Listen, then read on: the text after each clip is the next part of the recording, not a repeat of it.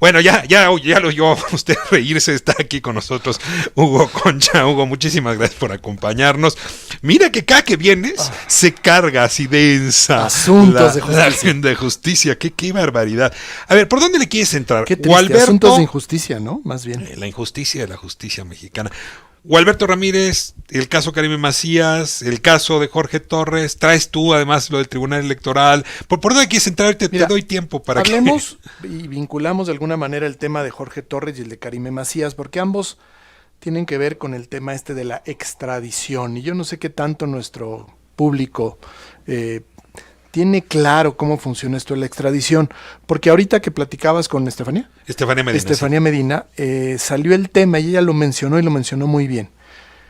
La extradición es este acto en que un país entrega a otro, a una persona, incluso que quizá le ayudó a detenerla, por la comisión de delitos en el territorio del país que lo está solicitando. Pero para que la extradición se pueda dar, se tiene que haber varios elementos, y eso creo que es muy importante en este momento subrayarlo. El primero es que obviamente tiene que haber un convenio de extradición entre países. No todos los países tienen convenios, ese es el menor. Pero el segundo, que normalmente esto establece en el derecho internacional, en ambos países tiene que existir el mismo delito. Y el delito para el cual se está deteniendo a la persona tiene que tener que también cierta proporcionalidad en las penas que tiene. Por ejemplo, si en los Estados Unidos un homicidio perpetrado en alguno de los estados que aún mantienen la pena de muerte, el presunto delincuente viene a México y México, haciendo caso de un tratado de extradición, lo detiene, no podría México extraditarlo si va a ir a dar a una cárcel donde le van a aplicar la pena de muerte, porque en México los delitos, en su gran mayoría, salvo hay una excepción muy extraña, pero no existe la pena de muerte. Entonces tiene que existir incluso una corresponsabilidad o cierta equiparación en el delito e incluso en la pena que se va a tratar. ¿Por qué creo que es importante esto? Porque cuando se mencionaba lo de Javier Duarte y su posible liberación dentro de no muchos años, y tú preguntabas, bueno, ¿qué se va a poder hacer? Pues lo que va a tenerse que hacer es tener listo otras acusaciones, como sabemos que existen, y en el momento en que Javier Duarte termine o sea liberado, cumpliendo con lo que se pactó en el Tratado de Extradición, ahí se le podrán, en ese momento en el territorio mexicano, levantar cargos por otro tipo de delitos cometidos. Eso es bien importante. Si la extradición no solo te ayuda a mover a un delincuente de un país a otro, sino también te limita. Y es lo que creo que era importante subrayar. Te limita desde el punto de vista en lo que lo vas a condenar y por lo que lo vas a acusar. Es decir, desde el momento en que la Procuraduría, luego Fiscalía, le presentó al gobierno guatemalteco las razones por las que quería detener y extraditar, estaba ya fijando pena, eventualmente si era sentenciado, estaba fijando condiciones. Ciertas condiciones generales, ¿no? No quiere decir que son estrictas, no puedes extralimitar, pero que luego no puedes extralimitar, porque por eso te está dando Guatemala a la persona. Ahora, nadie puede ser juzgado dos veces por el mismo delito. Por el mismo delito, tendrías que buscar otros delitos. ¿Tú crees que Javier Duarte tiene otros delitos? Se me hace que sí. Y ahora, el caso de su mujer es muy interesante.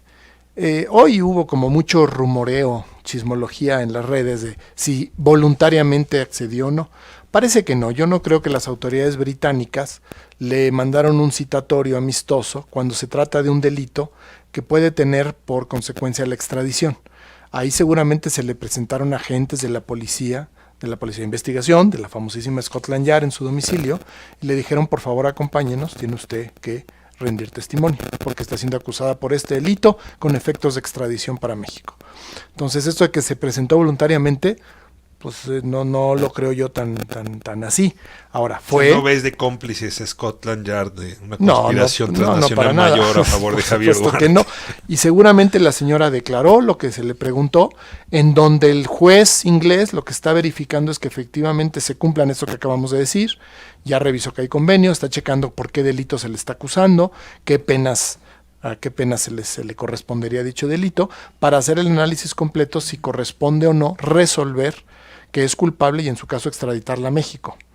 Yo vería que va a ser muy probable que esto ocurra.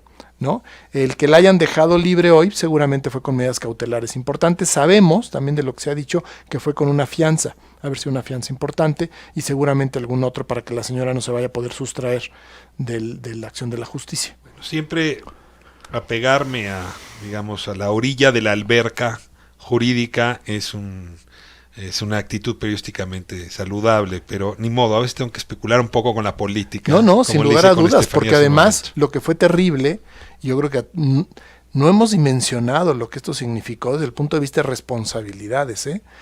El pacto ya hoy muy claro que hizo el gobierno mexicano con el señor Javier Duarte, donde estuvo vinculada incluso la Secretaría de Hacienda, ¿no? Es decir, porque la manera en que la señora se detiene al señor y la señora con toda tranquilidad y México no movió un dedo, se fue al aeropuerto de la Ciudad de México con todas sus maletas que no han de haber sido pocas y se fue a Inglaterra, pues claramente hubo no solo un pacto, hubo casi ayuda del gobierno mexicano para hacerlo, ¿no? No es que le hayamos pagado a los contribuyentes el boleto. Mira, pues ya ves que pagamos muchos, pero hay responsabilidad, Ricardo, lo que te quiero decir, cuidado. No solo los grandes temas de escándalos que hemos estado viendo en los últimos meses o ya años, sino aquí en el caso Duarte hay ligas y responsabilidades de distintos funcionarios, Habrá que ver, decía yo, de Gualberto Ramírez qué vinculación tiene con esto, porque participó en asuntos incluso que limitaban su facultad y él estuvo metido justamente en esta simulación. Pero a ver, tengo una pregunta que es fundamental. Sí.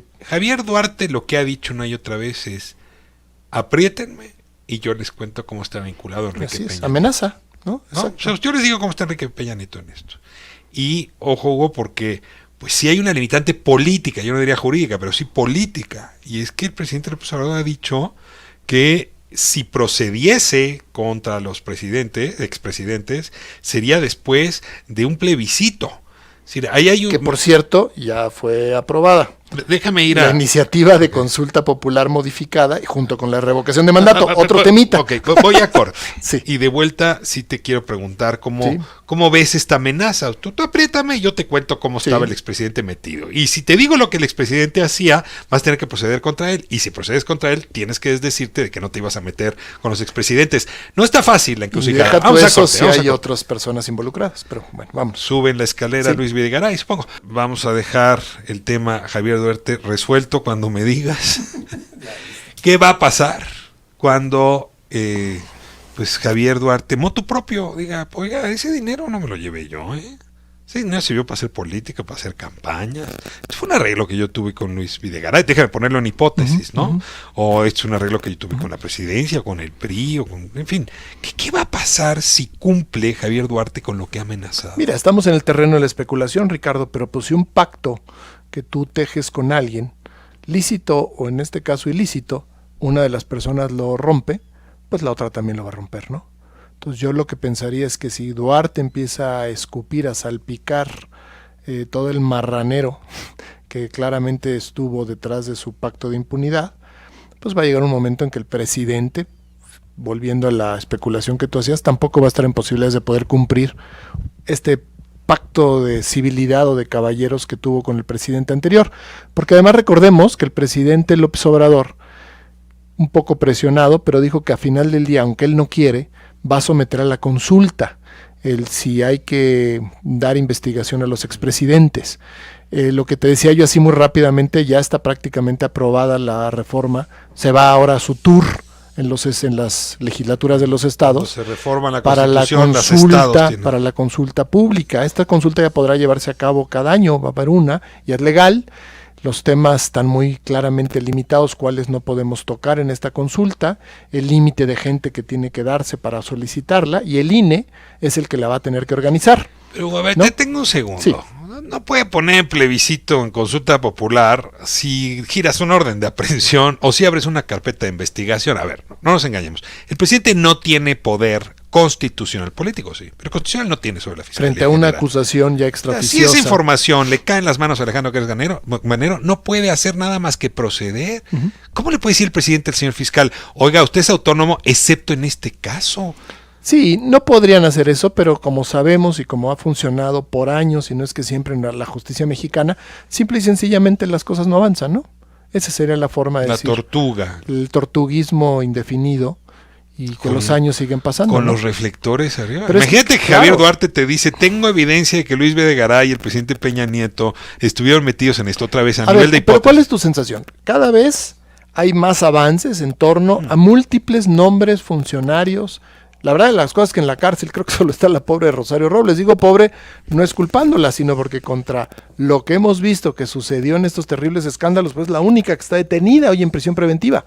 Lozoya, todos los demás que estuvieron atrás de estas cosas, pues ni sus luces, ni parece que se estén investigando. Discriminación incluso entre los malos. Ni Mid, ni nadie, ¿no? Entonces, ¿cuál es tu sensación? ¿Se está cerrando el círculo? ¿La presión sigue subiendo para que efectivamente llegue un momento en que ya alguien pueda decir, no puedo seguir tapando esto? Sí, esa es una pregunta, ¿no? Ahora, yo una cosa que le entiendo bien al presidente cuando dice, no puedo poner mi atención en esto. Totalmente. Que es una cosa distinta, pues que se encarguen las áreas que se tienen que encargar, pero el presidente no tiene por qué poner atención en esto. Una consecuencia indirecta de los países que han logrado voltear a ver sus procesos le llaman de distintas maneras, ¿no? De transición, de paz, de búsqueda de justicia transicional, etcétera. El problema es que sí se gasta mucho tiempo y muchos recursos. Para mucha gente es lo que hay que hacer. Le sucedió a Alfonsín después de la dictadura militar. Pues eso. Hemos hablado aquí de Guatemala, cómo se desfondó, ¿no? Sí, el caso brasileño, reforma de la justicia. Sí, y hasta... sí son países que se quedan parados en sus enjuiciamientos del pasado. Ahora, que eso es una cosa necesaria, yo creo que sí, pero cuidado, y en eso es donde yo le doy la razón, y creo que es lo que estás diciendo tú, al presidente López Obrador. Él quiere hacer cosas para adelante. Sí. Él no quiere quedarse ahí. Pero a ver, te lo pongo así. Hacia adelante hay un principio que debe regir sobre muchos otros, el de no repetición. ¿Cómo puedes hacer que el principio de no repetición se cumpla si no resuelves qué es lo que no debe repetirse? Si necesitas tener claro cuál fue el delito cometido, el responsable que lo cometió, la corrupción que se hizo, porque entonces tú puedes nombrar el hecho y luego puedes decir, muy bien, este hecho no se puede repetir. Sin duda. Pero si tú metes debajo de la alfombra el delito, el hecho y el responsable, pues ¿qué es lo que no se va a repetir? El discurso. Así es. Yo lo que pensaría, pero seguimos en el campo de la especulación, Ricardo. Yo lo que pensaría es que sí vamos a observar avances importantes e incluso investigaciones y probables enjuiciamientos en contra de funcionarios altos. No hay forma de taparlo, no hay forma de cumplir con muchas de las expectativas y objetivos que nos dio el presidente López Obrador para su mandato sin que esto se haga. Lo que pasa es que yo creo que lo van a medir muy bien el momento adecuado políticamente hablando, ¿no? Pasemos al otro escándalo que traes en la mano, el tema del Tribunal Electoral. A ver. Un famoso periodista, periódico más bien, ni sé quién fue el periodista, sacaron desde el día de ayer. Así nos pasa a nosotros, nadie se acuerda de nosotros, de los medios donde trabajamos, sí. Pues yo diría la continuación de la crisis que está viviendo nuestro Tribunal Electoral del Poder Judicial de la Federación. Y si habíamos hablado la semana pasada de la necesaria reforma a la justicia, hay clarísimo, en primer lugar, una necesaria reforma a la justicia electoral. Desde un punto de vista, incluso vamos a quitarle ahorita tantito la nota roja, el propio presidente actual del Tribunal Electoral en distintos foros académicos, él ya se ha pronunciado por la necesidad de actualizar la Ley General de Medios de Impugnación, la que rige básicamente el actuar del Tribunal Electoral del Poder Judicial de la Federación. Es una ley que nunca se ha tocado, que ha crecido desde el punto de vista del alcance y la amplitud de recursos y medios que existen en materia electoral. Y hoy en día tienes una justicia electoral que desafortunadamente tiene dos características nada positivas.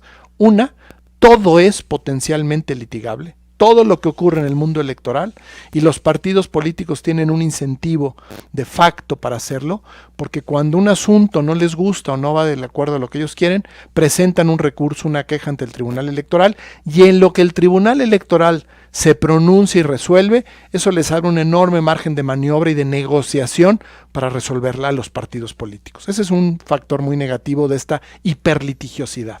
El otro es que además pues ha dejado mucho que desear muchas de las sentencias del tribunal, de la Sala Superior del Tribunal Electoral. Digo de la Sala Superior porque es la última instancia en el mismo.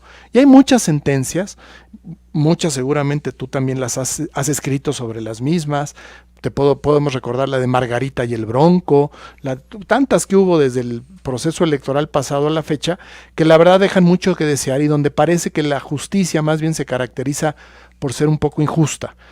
Resoluciones en donde los razonamientos no llevan de una manera lógica lo que se resuelve y lo que entonces parece apuntar a que a veces hay criterios de otro tipo, políticos, que están por arriba de los jurídicos en la resolución de los asuntos electorales. Frente a esto, este ya es un tema delicadísimo en sí mismo, además tenemos que la Sala Superior actual, desde que se integró, empezó con problemas muy serios. Recordemos, esto fue en el último trimestre del año 2016, cuando se cambia a los magistrados electorales, y ya una vez que habían jurado en su encargo, acuérdate que vino una reforma por parte de los senadores, en donde cambian un transitorio de la ley orgánica y modifican los periodos para los cuales los magistrados de la Sala Superior habían jurado su encargo. El bonillazo. Antes de que fuera bonillazo. Fue un bonillazo. O sea, los eligieron por un periodo. Había de 3, 6 y 9 años. Y de pronto todos se encargan de que a los de 3, que uno de ellos es el hoy señalado como responsable de estas conductas, José Luis Vargas, junto con Indalfer, otro juez, en lugar de 3 se les sube a 7 años. Y a los que tenían 6 años se les sube a 8 años. A todos se les amplía el plazo. No pudo proceder nada y la Corte lo validó porque al final del día fue con el procedimiento legal, ¿no?, de reforma a un artículo transitorio. El problema es que sí es un bonillazo, como dices tú, pues la voluntad ya habían jurado para el periodo que les tocaba. Y en el caso, por ejemplo, de Vargas, pues estamos hablando de ministros o magistrados muy priistas, ¿no? Es decir, habían operado con el PRI. No. José Luis Vargas es un personaje político de naturaleza única. Él empezó su carrera política como asesor de Luis Carlos Ugalde en el Instituto Federal Electoral. Cuando Mari Carmen Alanís es nombrada presidenta de la Sala Superior del Tribunal Electoral, se va de asesor con ella. Después, estamos hablando del periodo de Calderón, se va de coordinador asesores, un puesto muy alto con Guillermo Valdés, al CISEN. Ahí estuvo un par de años. Del CISEN, gracias al apoyo de sus entonces amigos panistas, particularmente el entonces senador Roberto Gil, lo empujan para que se convirtiera y fue fiscal electoral, el famoso titular de la FEPADE, donde también estuvo un pequeño periodo de tiempo. O sea, estaba totalmente insertado en el régimen calderonista.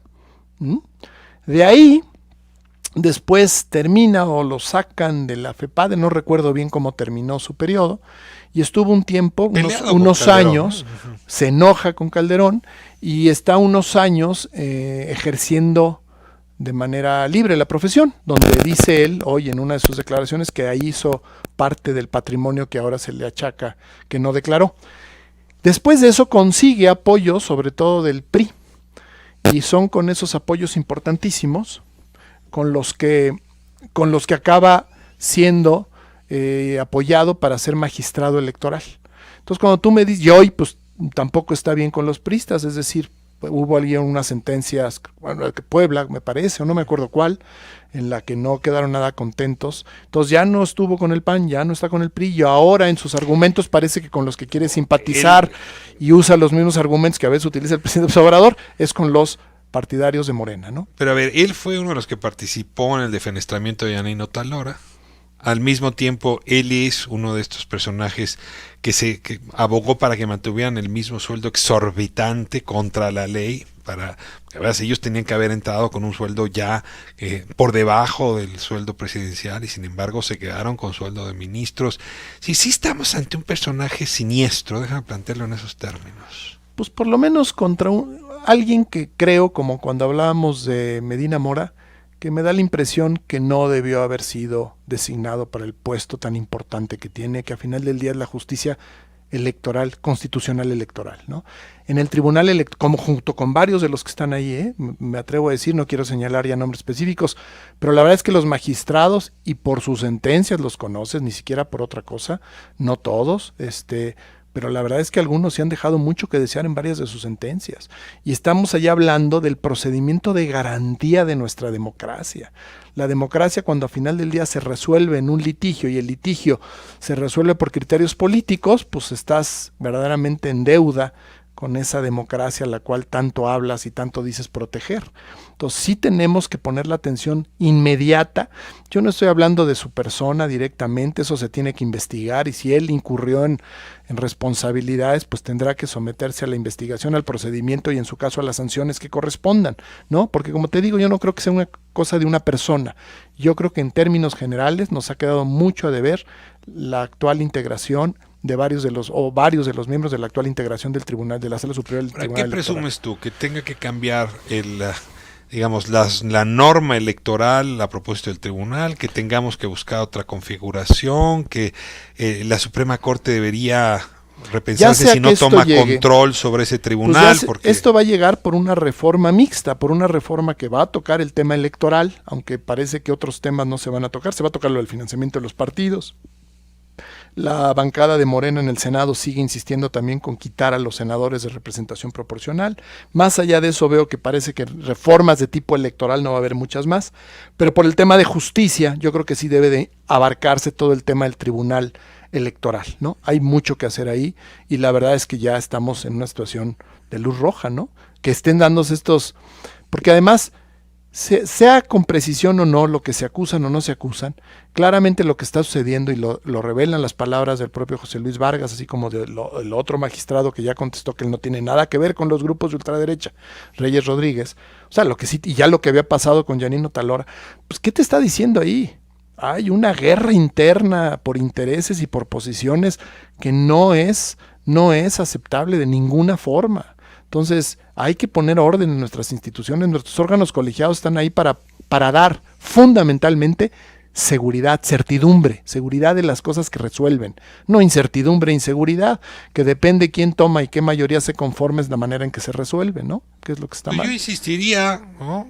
Siempre poniendo el condicional con cuidado, pero sí estamos ante un personaje que me resulta desequilibrado en más de un sentido, no solo políticamente por esta trayectoria suya, sino por un comportamiento que, visto a la luz, con el reflector público necesario, sí nos diría que tenerlo ahí hasta que acabe el mandato no va a ser más que lastimar pues esta institución que es clave para la paz política. A ver, la única que todavía sobrevive en este país es la única, la paz política. Y mira que no se llevan bien entre partidos en gobierno y partidos de oposición, pero eso sí logramos desterrarlo. Se destruye el tribunal por actitudes irresponsables como la de este señor y vamos a ver dónde acaba. Nada más, ya esto suena más a chisme. Dicen por ahí que, por ejemplo, en Argentina, ahora en las elecciones del pasado domingo, José Luis Vargas tiene, entre otras cosas, todo el área a su cargo, el área internacional. Uh-huh. Por eso también es que tiene tantas salidas y tantos viajes, más allá de esté justificados los gastos o no y las cosas que hace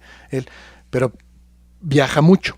Entonces fue como representante del tribunal y de la organización de magistrados electorales, estuvo en las elecciones de Argentina el pasado domingo, donde también llegó a estar ahí el presidente del INE, Lorenzo Córdoba. Bueno, ya la enemistad que hay entre estos dos personajes llegó a tal grado que platican que incluso hubo una confrontación directa entre los dos, ya de alto uso de las palabras, se levantaron y se insultaron, ¿no? Ya la enemistad es fuerte. Cuando hace años pues pertenecían a un grupo cercano, eran amigos, ¿no? Esto hace mucho tiempo terminó.